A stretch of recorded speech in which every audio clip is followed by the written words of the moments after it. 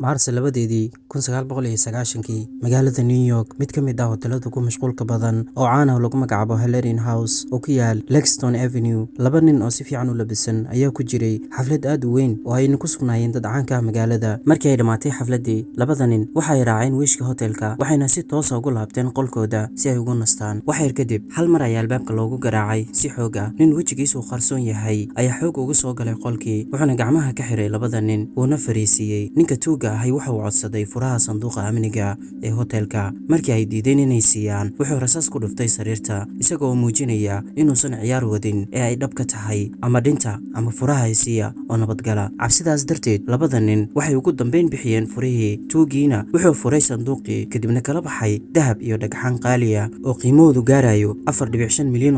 Isla markiina halkii ayuu ka baxsaday. Mid ka mid ah raggii isagoo weli xiran ayaa sankiisu ku garaacay taleefankii qolka, wuxuuna codsaday in si degdeg ah loo waco booliiska. Shaqaalihii hoteelka waxay u soo carareen oo ay u soo gurmadeen qolka iyo labada nin, laakiin waxa ay la kulmeen xaalad aan caadi ahayn, mid aan horey loo arag. Tuug ciyaaray geemkii ugu yaabka badnaa, balse daawadayaal, wax weyn baa idinka qarsoon. Waana muhiim inaad fahantaan waxyaabaha sheekada ku hoos jira. Ha ilaawin saaxiibayaal inaad nagu soo biirtaan, muuqaalkana like inoo saartaan, commentiguna aad nagula wadaagtaan fikirkaaga sheekada. Mar kale saaxiibayaal, aan dib ugu laabano sheekadeena. Dhacdadan waxay ahayd bilowga qorshe dambiyeed oo aad u weyn, waxaana abaabulay laba nin oo Ingiriis ah oo la kala yiraahdo Das Gabi iyo nin kale oo lagu magacaabo Marsh. Labadan nin oo si heer sare u labisan ayaa ka duulay garoonka Heathrow iyaga oo socdaalaya magaalada Bogota ee dalka Colombia. Ujeedadu inay ka soo iibsadaan dhagaxaanta qaaliga ah, gaar ahaan dhagaxa loo yaqaan emeralds oo ay rabeen inay si qarsoodi ah ugu soo celiyaan UK si ay ugu iibiyaan suuqyada madow. Markii ay gaareen Bogota, waxaa halkaas ku soo dhaweynayay nin broker ah ama dulaal ah oo loo yaqaan Dino. Wuxuu si toos ah u geeyay kaymaha khatarta badan ee Muzo Mines, meel 60 mayl u jirta magaalada. Halkaas ayaa loogu keenay dhagaxaanta qaaliga ah oo kala duwan. Labada nin waxa ay bixiyeen $15,000 hal mar. Micnaha inta dhagaxaanta loo keenay kaliya $15,000 ay ku bixiyeen oo ay ku iibsadeen. Lacagtaas badankeed ay ka soo amaadeen dad kale oo ku sugan London. Markii ay sii baxayeen ayuu Dino u sheegay, haddii baaritaanka elboorka ama customka ku wareystaan, waxaad ku tiraahdaa waxaan halkan u joognay dalxiis amba arrimo caafimaad amba waxyaabo kale. Aniga iyo idinka isma arag, imana garanaysaan. Inkastoo ay cabsi dareemayeen, haddana nasiib wanaag si nabad ah ay ugu laabteen garoonka iyagoo aan wax su'aal ah la weydiinin, sababtoo ah baasaboorkooda Ingiriiska ah iyo qaab hadalkooda oo aad u wanaagsanaa. Markii ay London ku noqdeen, waxay si toos ah ula xiriireen ninka ganacsada dhagaxaanta suuqyada madow, gaar ahaan agagaarka Hayton Garden. Waxay halkaas ku iibiyeen halkii dhagax qiimo dhan £6,000 ah ama lacagta Ingiriiska. Ganacsigii ugu horeeyay wuxuu noqday mid guuleystay oo faa'iido badan laga helay. Taasina waxay ahayd albaabka ay ka galeen dunida dambiyada. Laakiin Gabi iyo Marsh ma ahayn tuugo yaryar oo lacag yar doonaya. Labada nin waxay ka mid ahaayeen dadka ugu awoodda badan bulshada UK, waxayna xiriir dhow la lahaayeen qoyska boqortooyada sida Princess Diana iyo xitaa Boris Johnson oo mar ka noqday ra'iisul wasaaraha dalkaas. Maxaa ku kalifay raggan haysta xoolo badan inay u dhaqmaan sidii tuugo yaryar oo ka cararaya maxkamadda? Jawaabtu waxay ka bilaabataa aabaha Das Gabi oo magaciisu yahay Nicholas Gabi, nin caan ah oo cilmi baaris ku sameeya geedaha, qoraana ah, sidoo kalena sahmiyihii dunida oo aan cidna lala barbardhigi karin. Nicholas Gabi wuxuu haystay hanti weyn uu ka helay noloshiisa. Das Gabi wuxuu ka dhashay qoys lacag leh, wuxuuna ku noolaa nololtii ugu wanaagsanayd isagoo ku barbaaray dhul beereed weyn oo ku yaala koonfurta England. Dhammaadkii 1980-yadii, aabihiis Nicholas wuxuu lacag badan ku maalgeliyay shirkadda caymiska Lloyd's of London. Saaxiibayaal, shirkaddan ma ahayn mid si toos ah u bixisa caymiska, balse ahaa suuq dadka maalgeliyaasha ay khatar iyo faa'iido labaduba kala kulmaan. Fikrad ahaan waxay ahayd fursad lagu heli karo $1 milyan, laakiin waxaan cidina filaynin ayaa dhacay. Shirkaddii caymiska ee Lloyd's of London waxay u shaqeysaa sida suuq furan, taasoo micnaheedu yahay in maalgeliyaha uu mas'uul ka yahay khasaaraha dhacaya. Sidaas darteedna, Nicholas Gabi ayaa halis weyn geliyay hantidiisa. Dhowr sano kadib, musiibo dhaqaale ayaa dhacay. Baaritaan caafimaad oo muddo socday ayaa lagu xaqiijiyay in walxaha asbestos oo si weyn loogu isticmaalo dhismayaasha ay si toos ah u keento cudurro xun sida kansarka sanbabada iyo cudurro kale oo halis ah. Waxaana bilowday dacwado baahsan oo gaaraya kumanaan qof, gaar ahaan gudaha Mareykanka. Waxaana shirkadahaasi caymiska ku lahaa Lloyd's of London ay dalbadeen magdhowyo aad u badan maadaama shirkadda aanay lahayn mas'uuliyad sharci ah oo toos ah. Waxaa qasab noqotay in maalgeliyayaasha sida Nicholas ay bixiyaan lacagtaas. Qaybtii Nicholasna waxay ahayd 1.3 milyan, taasoo ahayd burburkii aabihii Das Gabi wuxuu si toos ah ugu tegay xafiiska Lloyds of London si uu codsi ugu jeediyo, isagoo ka dalbanaya in wax laga dhimo khasaaraha aabihiis. Wuxuuna yidhi, nolosha aabahii oo dhan way baabi'i haddii aad sidaan samaysaan. Laakiin wuxuu kala kulmay wejigabax. Cidna ma dhegaysan hadalkiisa, qof walbana dantiisa ayuu ka raacday.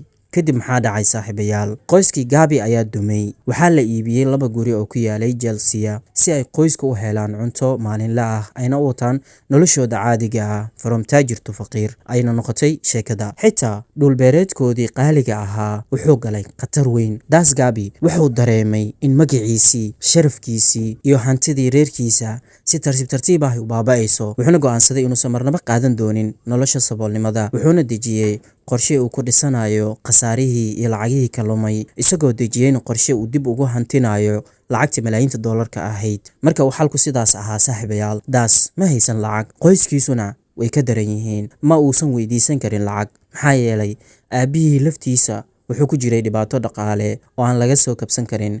Laakiin Das Gabi wuxuu haystay wax ka qiimo badan lacag, xiriiro sare iyo wadiiqooyin uu heli karo, taasoo dad badan aysan heli karin. Asxaab uu ka helay jaamacadda Oxford iyo saaxiibtinimo uu la lahaa dad aad u sarsareeya oo ka mid ahaa boqortooyada UK.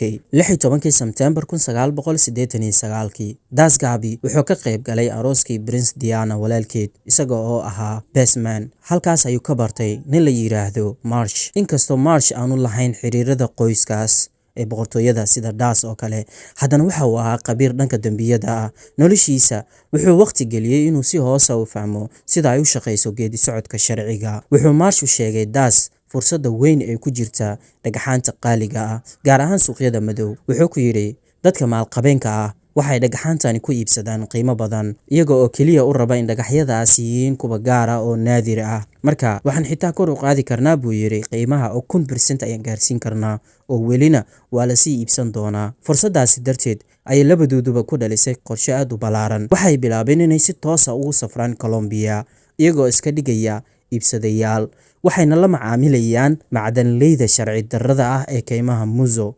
Waxayna dhagxaanta qaaliga ah ee aan la warshadayn keeni jireen London si aan shaki lahayn. Laakiin wax yar kadib waxay ogaadeen in howlahan yaryar aysan xamigooda sare aynan dabooleynin. Waxayna u baahnaayeen xaddi badan si lacag badan ay u sameeyaan. Si ay xaddigaas badan u helaan, waxay u baahdeen inay abuuraan muuqaal u muuqda mid sharci ah, xitaa haddii uu yahay mid been ah. Sidaas darteed waxay dhiseen shirkad been abuur ah oo ay ula baxeen Inca Gemstone PLC, taasoo u suuragelisay inay soo dhoofiyaan dhagxaan tiro badan iyaga oo adeegsanaya wadooyin sharci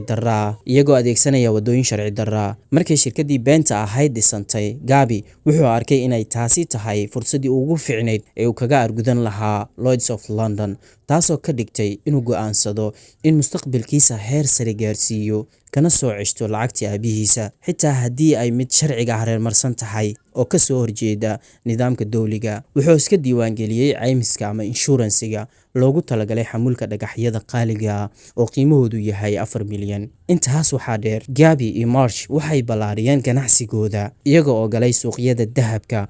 Waxay bilaabeen inay dahab ka soo iibsadaan magaalada London, kadibna si qarsoodi ah ugu dhoofiyaan Mumbai ama Hindiya. Gabi iyo Marsh waxay ogaayeen in dhoofinta dahabka ay mamnuuc ka tahay Indiya dabayaaqadii 1980-yadii. Waxayna arkeen fursad faa'iido weyn leh maadaama baahida dahabka Indiya ay aad u sareysay, taasoo la xiriirtay dhaqankooda iyo diintooda. Laakiin hal sano kadib, sanadii 1990, Hindiya waxay qaaday xayiraadii dhoofinta dahabka, taasoo si weyn u saameysay ganacsiga dahabka ee Gabi iyo Marsh. Markii ay dib ugu noqdeen England, Gabi iyo Marsh waxaa soo gaaray khasaare dhaqaale. Markaas waxay go'aansadeen inay abaabulaan qorshaha dhaca ah, taasoo la dhacayo dhagxaanta qaaliga ah kana dhici doona magaalada New York si ay uga soo kabtaan khasaaraha ayna ugu sii socdaan ganacsigooda sharci darrada ah ee dhagxaanta. Dabayaaqadii Febraayo 90-yadii, Gabi iyo Marsh waxay diyaarsadeen boorsooyinkooda iyo dhagaxyo qiimihiisu yahay 4.5 milyan oo dollar ayna ugu iibiyaan bulshada hodanka ah ee New York. Waxay ka degeen New York, waxayna kireysteen qol hotel ah oo ku yaala Hellrin House ee Lexington Street. Waxay doorteen qol leh meel safe box ah, waxayna halkaas geliyeen dhagaxyaashooda qiimaha badan ka hor inta aysan ka bixin qolka. Maalmo kadibna waxa ay la kulmeen nin la yiraahdo Peter, waxayna uga warameen sida iyo goorta dhaca uu dhici doono si uu u ekaado dhac dhab ah.